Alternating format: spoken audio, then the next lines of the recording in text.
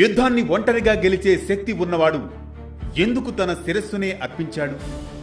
శ్రీకృష్ణుడు ఎందుకు బార్బరీకుడి శరీరాన్ని కాక శిరస్సునే ఎందుకు కోరాడు? బార్బరీకుడి శిరోత్యాగం వెనుక మర్మమేంటో వివరిస్తూ సాగే అనగనగాలోని నేటి కథనమే శిరస్సుతో దర్శించిన యుద్ధం, హృదయంతో గెలిచిన అమరత్వం. యోధుడు బార్బరీకుడి శిరోత్యాగంలోని మర్మం.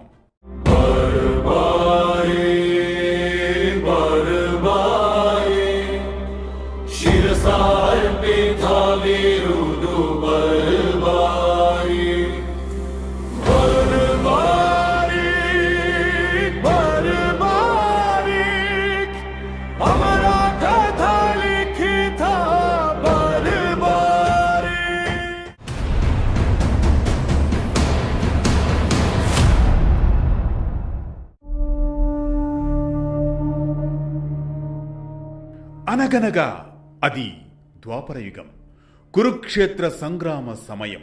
శ్రీకృష్ణుడు ఓ వరంగా కోరిన కోరిక మేరకు ఆయన ముందు ప్రణమిల్లి ఆ అపర బలవంతుడు బార్బరీకుడు ఆ క్షణంలో సందేహం లేకుండా తన ఖడ్గాన్ని చేతబట్టి, ప్రభు, ఈ శిరస్సు మీ ధర్మానికి ఉపకరిస్తే ఇదే నా పరమ భాగ్యం అని పలుకుతాడు. బార్బరీకుడి తల వేరై యుద్ధాన్ని దర్శించేందుకు ఎత్తైన శిఖరంపై ప్రతిష్ఠించబడింది. అక్కడ నుంచే అతడు కౌరవ పాండవ యుద్ధాన్ని సాక్షిగా చూస్తున్నాడు. అలా యుద్ధ గర్జనల మధ్య కృష్ణుని చిరునవ్వు ఒక ప్రశాంత తరంగంలా విరాజిల్లుతోంది. యుద్ధానికి సిద్ధంగా నిలిచిన వీరుడు బార్బరీకుడు తన శిరస్సుతో వీక్షించేందుకు సిద్ధమయ్యాడు. ఆ సమయంలో శ్రీకృష్ణుడు మృదువుగా పలికాడు బార్బరీకుడితో, బార్బరీకా, నీ శిరస్సు కోరినది కేవలం యుద్ధ విజయం కోసమే కాదు, దాని వెనుక ఉన్నది ఓ లోతైన ధర్మ రహస్యం. విను, చెబుతాను. ఆ సమయంలో అందరూ కృష్ణుని వైపు చూస్తారు.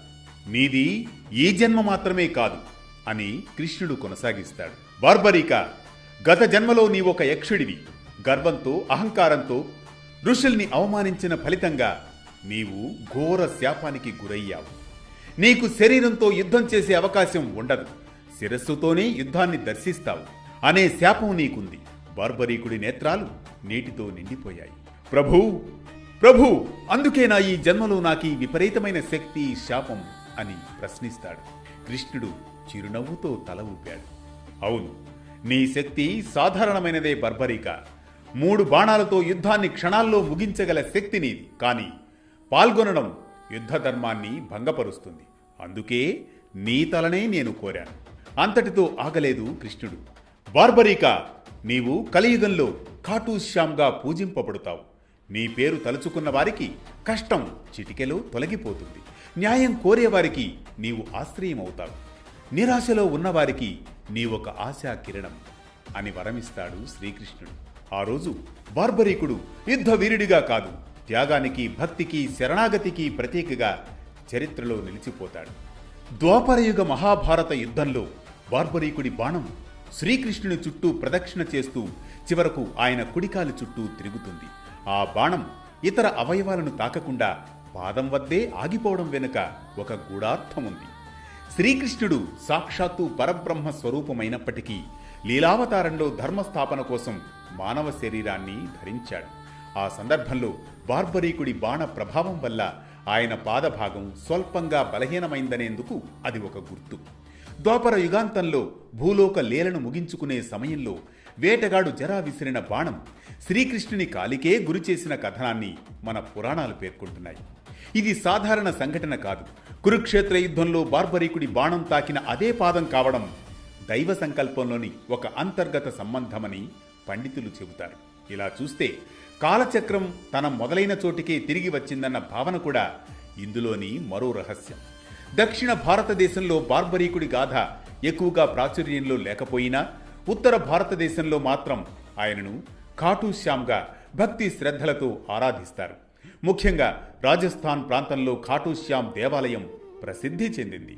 అక్కడ భక్తులు బార్బరీకుని శరణు కోరితే కోరిన కోరికలు నెరవేరుతాయని ప్రగాఢ విశ్వాసం. త్యాగం, శరణాగతి, కృష్ణ భక్తి, ఈ 3 గుణాల సమ్మేళనమే బార్బరీకుడని భక్తులు భావిస్తారు, పూజిస్తారు నేటికి.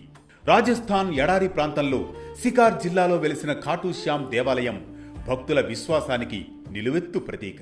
మహాభారత కాలానికి చెందిన బార్బరీకుడే ఇక్కడ ఖాటూ శ్యామ్గా ఆరాధింపబడుతున్నాడు.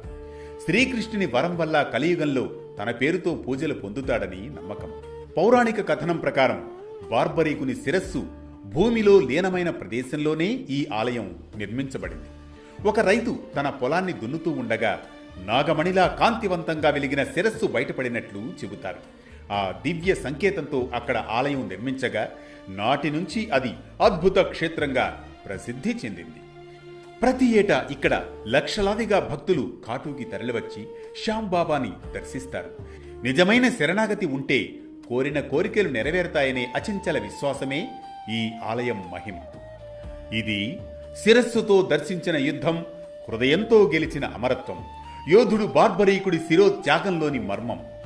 ఈ కథనం మనకిచ్చే సామాజిక సందేశం ఒక్కటే: బార్బరీకుడి త్యాగం, శరణాగతి, భక్తి మనకు ఎంత శక్తి ఉన్నా అది నియంత్రణలో ఉండాలని, ధర్మానికి మించింది ఏదీ లేదని, యోధత్వం స్వార్థకోణంలో కాక సమాజానికి, ధర్మానికి ఉపయోగపడాలని. ప్రతినిత్యం ఓ పురాణ కథనం, సూటిగా, స్ఫూర్తిమంతంగా, సామాజిక సందేశంగా, ధర్మం చెప్పే కథల సవ్వడి, జ్ఞానం చెలరేగే కథన ఒరవడి, అనగనగా అంటూ మళ్లీ రేపు పలకరిస్తుంది ఆరుబయట వెన్నెల్లో జోకొట్టే కథల్లా వేటు న్యూస్.